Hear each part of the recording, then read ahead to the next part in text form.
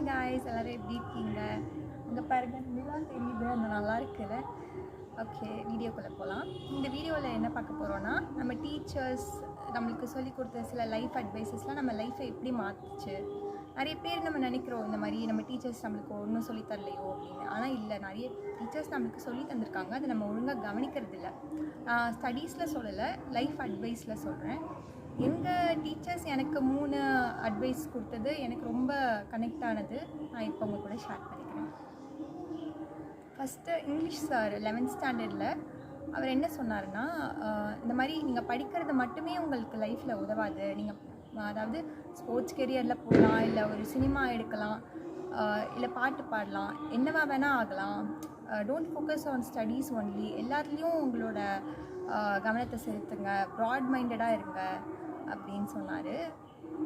அது ஒரு நல்ல அட்வைஸ். எல்லா டீச்சர்ஸும், மீதி டீச்சர்ஸ்லாம் வந்து படிங்க, நீங்கள் நல்லா படித்து நல்லா மார்க்ஸ் வாங்கினா தான் ஒரு நல்ல வேலை கிடச்சி நல்லா சம்பாதிக்க முடியும் அப்படின்னு சொல்லுவாங்க. ஆனால் எல்லாருமே அந்த ஒரு ஜாப் ஓரியன்டாகவே இல்லைல்ல. எல்லாருக்கும் பிஸ்னஸ் பண்ணணுன்னு தோணுது, ஸ்போர்ட்ஸில் விளையாடணுன்னு தோணுது, எல்லா கரிக்குலர் ஸ்கில்ஸும் வளர்த்துக்கணும். அது அந்த சார் சொன்னது ரொம்ப பிடிச்சிருந்தது எனக்கு. செகண்ட் வந்து ஜுவாலஜி சார். அவர் நிறைய சொல்லி கொடுத்துருக்காரு எனக்கு. ஃபஸ்ட்டு வந்து நாங்கள் எல்லாருக்கும் கிளாஸில் என்ன சொல்லி கொடுத்தாங்கன்னா, ஒரு நாள் வந்து ஒரு ஸ்க்ரீன் ப்ரெசென்ட் பண்ணிவிட்டு 2 வீடியோ போட்டு காமிச்சாங்க. ஃபஸ்ட் வீடியோவில் வந்து ஒரு சைனீஸ் வீடியோ தான்.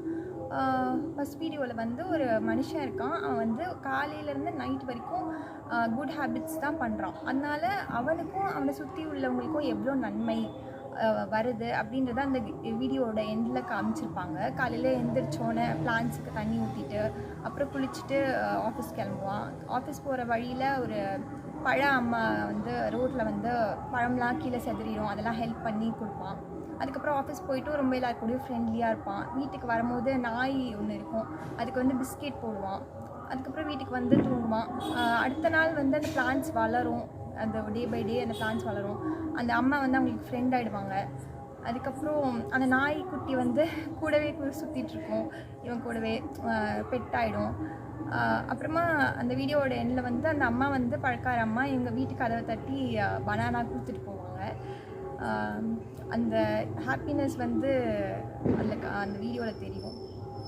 செகண்ட் வீடியோ ஒன்று போட்டு காமிச்சாங்க. அதில் வந்து என்னென்னா, ஒரு அப்பாவும் பொண்ணும். அந்த அப்பா வந்து அந்த பொண்ணுக்கு வந்து எவ்வளோ பண்ணுறாங்க, அந்த பொண்ணு வந்து அவங்க அப்பா பண்ணுற நல்ல விஷயத்தால் எப்படி அவள் சக்ஸஸ்ஃபுல்லாக வரா அப்படின்ற மாதிரி ஒரு கதை இருந்தது. அதுவும் ரொம்ப சூப்பராக இருந்தது.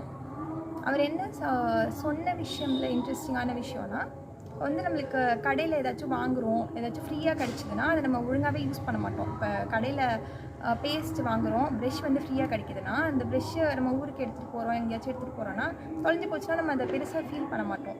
அதே மாதிரி இப்போ லைஃப்பில் வந்து யாராச்சும் நம்மளுக்கு ஃப்ரீயாக அட்வைஸ் கொடுத்தாலோ ஃப்ரீயாக ஏதாச்சும் சொன்னாலோ அதை நம்ம அவ்வளோ பெருசாக எடுத்துக்க மாட்டோம். ஆனால் அதை வேல்யூ பண்ணி அதை எடுத்துக்கும் போது தான் அதோட ஃபுல் யூஸ் நம்மளுக்கு கிடைக்கும்.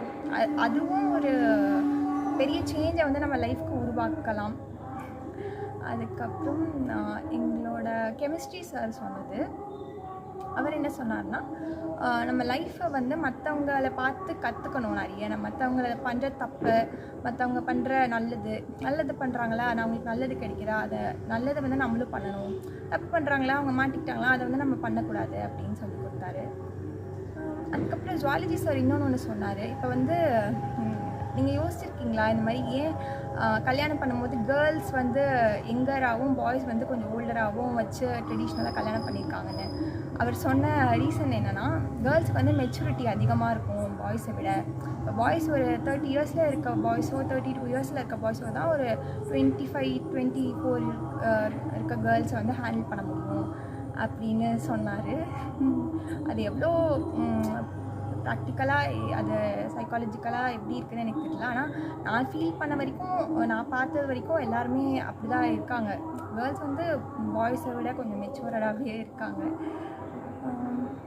அப்புறம் உங்களுக்கு உங்கள் ஸ்கூல் டீச்சர்ஸ் சொல்லிக் கொடுத்த இந்த மாதிரி லைஃப்க்கு உதவுற சிந்தனைகள், லைஃபையே சேஞ்ச் பண்ணுற சிந்தனைகள் ஏதாச்சும் இருந்துச்சுன்னா கமெண்ட்டில் சொல்லுங்கள். நான் படிக்கிறேன், எல்லோரும் தெரிஞ்சுப்பாங்க. தேங்க்யூ.